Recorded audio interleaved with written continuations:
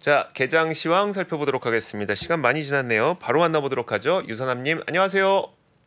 네, 안녕하십니까. 네, 자, 그러면 오늘 스케줄부터 한번 보도록 하죠. 보니까 제조업 PMI 잠시 후에 나오죠. 네, 맞습니다. 이제 조금 있으면 제조업 구매관리자 지수가 약 30분 정도 뒤에 나오는 것으로 예상이 되어 있는데요. 오늘 이것 말고도 보스틱위원회 연설이 사실 진행했습니다. 자, 일단 오늘 보스틱위원회 발언에 대해서 조금만 정리를 해드리면 굉장히 매파적인 발언들을 꽤 많이 진행을 했어요. 2024년 내로 금리 인하를 기대하기 어려웠다라는 발언이 있기 때문에 오늘 전체적으로 시장에 안 좋은 영향이 끼쳤던 것으로 예상이 되고요. 전체적으로 요즘 나오는 연준위원들의 발언들이 이제 비둘기적인 발언들도 있었지만 매파적인 발언에 조금 더 무게가 실리고 있는 것으로 보입니다. 알겠습니다. 자, 다음 뉴스도 한번 들어볼까요? 네, 일단은 모디 총리의 미국 방문에 대해서 이미 어느 정도 다들 알고 계시겠지만 일단 미국 쪽에서 많은 부분을 양보를 하면서 사실 인도가 지금 중국과 미국 사이에서 균형추 역할을 굉장히 많이 진행하고 있지 않습니까? 이제 인도 같은 경우 중국의 어떻게 보면 경쟁자이기도 하고 또한 브릭스에 참여를 해서 미국에 견제를 하는 일원 중에 한 명이기도 하고요. 동시에 중국과 미국 양쪽에서 지금 지원을 받고 있는 나라이기도 한데요. 요번에 미국에 들려서 여러 가지를 많이 얻어가는 것 같습니다. 일단은 드론에 대한 판매를 약속을 받았고요. 그리고 전투기 엔진 기술을 이전받기로 약속을 받았다고 이야기가 나오고 있고요. 결국 이런 부분들을 계속 진행할 수밖에 없는 이유가 미국 쪽 입장에서는 인도를 계속해서 키워나가가지고 결국 중국 쪽을 견제하기 위해서 꼭 필요한 부분이거든요. 중국의 이제 국가가 주도하는 성장이 많은 나라들이 이제 이런 것들을 보면서 우리도 저렇게 해야지라고 생각하는 나라들이 많아지고 있는데 인도를 통해서 민주주의가 결론적으로 미국에 더 도움을 받는 게 이득이라는 부분을 결국 강조시키면 더욱더 미국에 동조하는 나라가 많아질 거다라는 게 미국의 기본적인 생각인 것 같고요.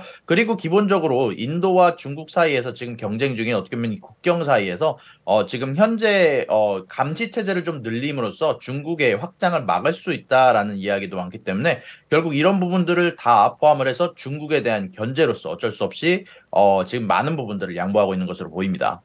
알겠습니다. 자, 제가 근데 아까 그 질문을 좀 덜 드렸는데 이제 10시 45분에 PMI 그 제조업 PMI 지표 나오지 않습니까? 지금 시장에서는 위축될 걸로 보나요? 아니면 좀 확장 국면으로 전환될 걸로 보고 있을까요? 전체적으로는 위축되는 국면으로 보는 것 같습니다. 위축이라기보다는 전달에 대비해서 조금 덜 나오지 않을까라는 게 애널리스트들의 생각인데요. 전체적으로 서비스 구매 관리자 지수가 워낙 핫하다 보니까 이런 부분들이 좀 내려와야 된다고 생각하는 게 애널리스트들의 생각인 것 같고요. 제조업 구매 관리자 지수 같은 경우는 아무래도 지금 계속해서 긴축이 진행 중이다라는 이야기가 있기 때문에 이런 부분들 관련해서 분명 생산자 물가 지수가 낮아지고 있다라는 건 어떻게 보면은 인플레이션 관련해서 좋은 이야기이긴 하지만 이 제조업 구매 관리자 지수가 반등을 노리기엔 또 생산자 물가 지수가 낮다는 건 생각보다 생산자들 사이에서 수요가 적다라는 얘기거든요. 생각보다 어떤 원자재를 관련해서 생각보다 많은 사람들이 원자재를 구하려고 노력하고 있지 않다. 수요가 좀 적다라는 의미이기 때문에 제조업은 여전히 50 이하로 아마 위축 국면으로 갈 것으로 예상이 되고 있습니다. 네, 알겠습니다. 자, 다소 이제 경기에 대한 그 민감도가 조금 시장에서 생기고 있는 상태이기 때문에 사실 제조업 지표가 위축 국면으로 좀 나오게 된다면 50 이하로 나오게 된다면 사실 그렇게 시장에 긍정적인 반응은 아닐 것 같긴 해요. 자, 제조업 지표 한번 살펴봤고요. 그리고 다음으로 볼 수 있는 게 자, 안 그래도 어제 그 저커버그와 머스크가 실제 현피를 뜨겠느냐 뭐 이런 뉴스가 있었는데 관련된 뉴스가 또 나왔어요?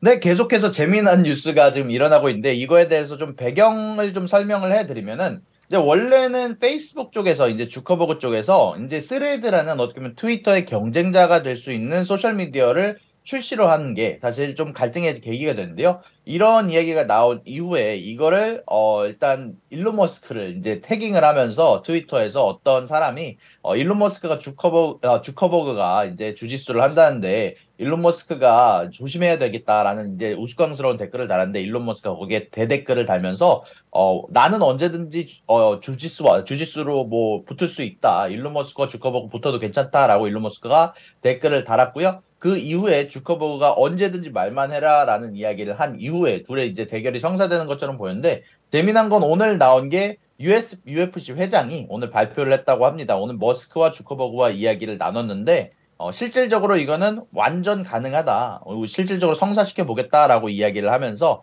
지금 현재 진짜로 성사될 확률이 꽤 높아져 가는 분위기로 가는 것 같습니다.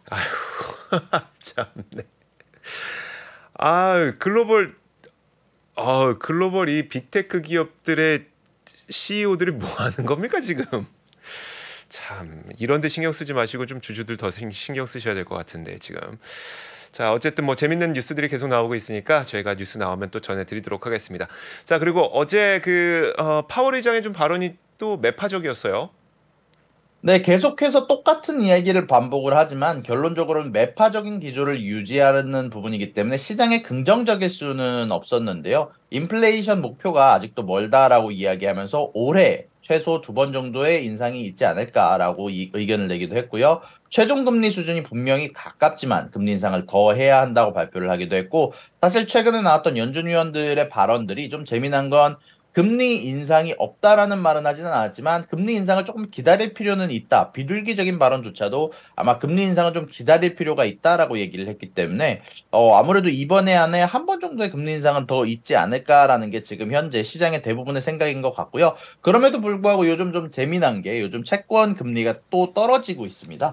채권 금리가 떨어지고 있고 채권 가격이 올라가고 있어요. 조금 더 채권에 대해서 매파적인 기조가 좀 계속해서 있음에도 불구하고 채권 금리 시장이 좀 재미나게 움직이는데 영국 같은 경우도 금리 인상을 발표하고 난 이후에 영국 채권 금리가 떨어지는 현상이 있었는데 이게 지금 계속해서 전 세계적으로 긴축을 진행 중이니까 아무래도 채권 쪽으로 조금 더 관심이 많이 쏠리는 것 같습니다. 앞으로 긴축이 진행됨에 따라서 경기 침체 확률이 높아진다고 생각하는 투자자들이 채권 쪽으로 조금 더 구매하는 쪽으로 수요가 늘어나다 보니까 전체적으로 채권 금리는 반대로 좀 떨어지는 현상이 좀 나오고 있습니다. 그렇죠. 원래는 이제 그 금리가 올라가게 되면 사실 그 기준금리에 따라가게 되는 단기금리 올라가고 이와 더불어서 이제 장기금리도 좀 반응하기 마련인데 오히려 시장에선 채권의 매수세가 좀 많아지다 보니까 금리가 떨어지게 되는 이런 현상이 나타나고 있는 것 같네요.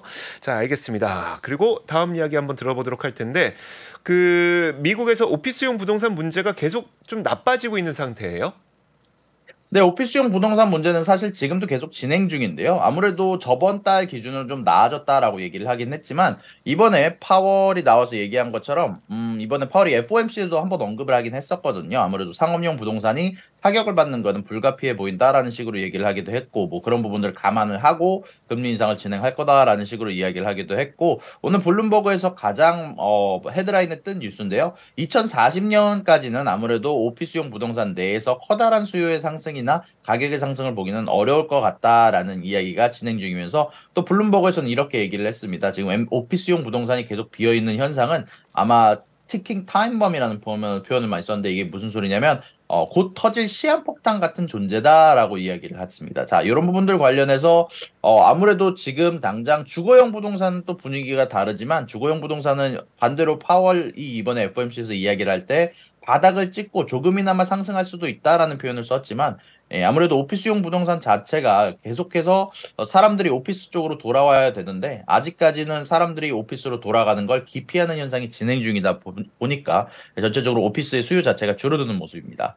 알겠습니다. 어쨌든 이제 상업용 부동산은 재무부와 그리고 이제 연준에서도 어떻게든 금융 시스템 리스크로 퍼지는 건 막겠다고 얘기를 하긴 했지만 오피스용 부동산에 사람들이 공실이 계속 남는 거는 사실 그들이 할 수 있는 건 아니다 보니까 이게 언제든 터질 수 있는 리스크 요인으로 계속 좀 남아 있는 것 같습니다. 제가 이제 그 오프닝에서도 전해드렸었는데 옐런 재무장관은 사실 우리가 좀 듣기 좋은 말을 했어요. 그 경기 침체 리스크는 좀 낮아지고 있다고 얘기를 했죠. 네, 맞습니다. 일단 옐런 재무장관이 나와서 이야기를 했는데요. 오늘 그런 이야기 안에 포함된 것들이 경기 침체 확률 존재한다. 지금 당장 전 세계적으로 긴축을 진행하니까 침체 확률이 존재는 하지만 확률은 낮아지고 있다. 낮다라고 표현을 했는데요. 지금 계속해서 디스인플레이션이 디플레이션은 아니고 가격에 대한 인상 부분이 줄어드는 것이 계속해서 나오고 있다. 지금 생산자 물가 지수도 뭐 그렇고 여러 가지 물가 관련한 지표들이 더 앞으로 낮아질 것으로 보인다라고 얘기를 하기도 했고요. 이런 것과는 조금 별개로 중국에 대한 이야기도 했는데요. 최근에 중국과 미국과의 뭐 갈등이 사실 뭐 아시겠지만 이제 시진핑에 대해서 독재자라고 표현하거나 혹은 또 이제 서로 블링컨 국무장관이 방문하고 나서 서로 다른 이야기를 하면서 미중 관계에서 또 뭐 약간 안 좋은 점이 있었는데 그럼에도 불구하고 옐런 재무장관이 리포트한 것은 중국과 굉장히 건설적인 이야기가 진행 중이다. 지금 사실 중국 쪽에서 잠비아를 포함한 여러 나라에 이제 빚을 빌려주고 사실 그런 것들을 독촉을 하면서 중국의 이미지가 안 좋아지는 부분들이 있었고 전 세계적으로 좀 긴축적인 분위기가 진행되는 부분이 있었는데 중국에서 이런 부분에 대해서 조금 건설적으로 이야기하면서 조금 유예를 줄 것 같다라는 얘기가 나오면서 전 세계적으로도 좀 좋은 소식이 들릴 것 같다라는 표현을 쓰기도 했습니다. 알겠습니다. 물론 이제 계속 마찰음은 또 파열음은 계속 들리겠지만 지금 방향은 일단 화해 분위기로 좀 가는 것 같아요. 옐런 장관이 얘기했던 것도 물론 뭐 금리를 한 번 더 인상할 가능성이 없다는 건 아니지만 어쨌든 침체 위험성은 조금씩 낮아지고 있는 방향이라는 거, 이 방향만 좀 참고하시면 좋을 것 같습니다.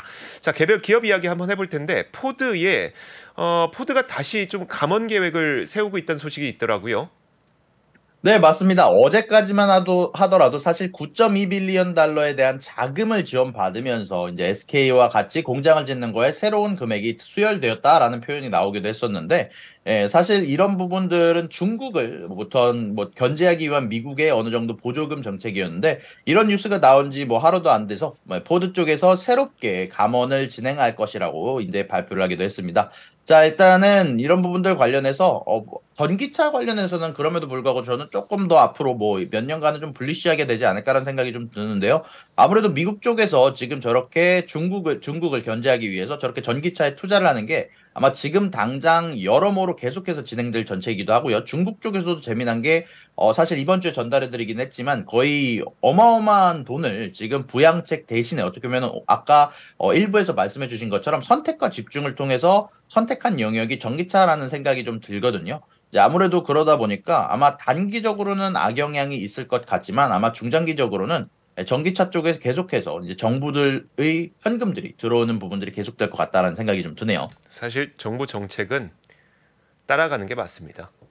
그들이 산업을 키우고자 하는 욕망이기 때문에 그 전기차에다가 보조금 준다는 거는 그 보조금 받고 많은 사람들이 사라고 하는 거니까요. 많은 소비자들에게 전기차 사라고 이걸 종용하는 게 바로 보조금이니까 그거는 바른 방향이 맞는 것 같습니다. 자, 좋습니다.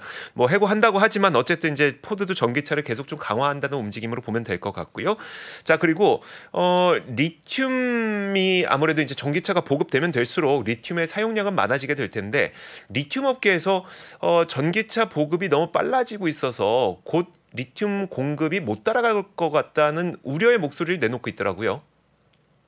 네, 맞습니다. 말씀해주신 것처럼 지금 국가 단위로 전기차 산업을 키우고 있다 보니까 리튬의 생산량이 미래에 부족할 것이다. 사실 요즘에는 리튬의 카르텔이 생긴다고 할 정도로 지금 국가별로 뭉쳐서 사실 다음에 오펙을 기대할 정도로 지금 여러 나라들이 뭉칠 가능성을 지금 나타내고 있기도 하거든요. 이제 이런 부분들 관련해서 사실 리튬 자체가 전 세계적으로 이제 캐는 게 부족한 거는 아닌데 이런 걸 캐고 난 이후에 아무래도 정제 관련한 부분 쪽에서 부족한 부분들이 많아가지고 계속해서 지금 생산량이 리튬에 대한 정제된 리튬의 생산량이 전체적으로 전기차의 수요를 따라가지 못하는 모습이 정확히 말하면 전기차 수요의 증가를 따라가지 못하는 모습들이 나오고 있기 때문에 리튬의 가격이 앞으로 미래에 증가할 것으로 예측하는 애널리스트들이 나오고 있는 것 같습니다. 네, 알겠습니다. 자, 다음 소식도 한번 들어보겠습니다.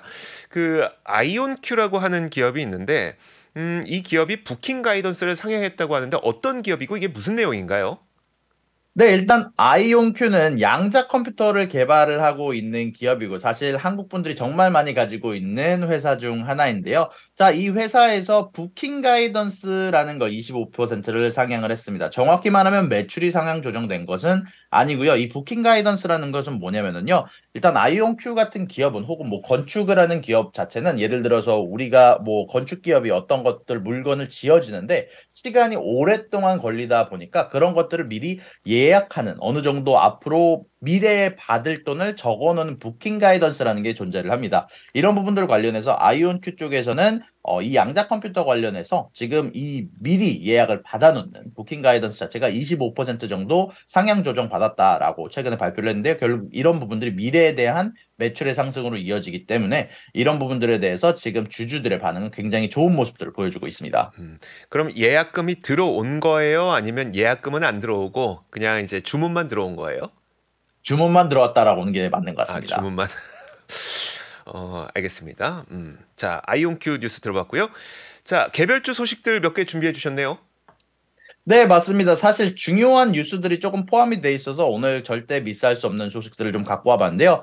ASMR 같은 경우는 이제 블룸버그에서 아까 일부에서도 얘기해 주셨지만 노광 장비에 관해서 블룸버그 기준으로 아직 발표가 됐는데 이 ASM이 중국에 노광 장비를 넘기는 것에 대해서 제재를 계속해서 진행할 거라고 발표를 하기도 했고요. 그리고 메타 같은 경우 재미난 소식이 있었습니다. 최근에 캐나다에서 법안이 통과되면서 뉴스 회사들에게 돈을 줘야 된다라는 이야기가 돌고 있었는데 메타 쪽에서 발빠르게 우리는 그냥 캐나다에서 뉴스피드 제공하는 거 그만두겠다라는 발표를 하기도 했고요.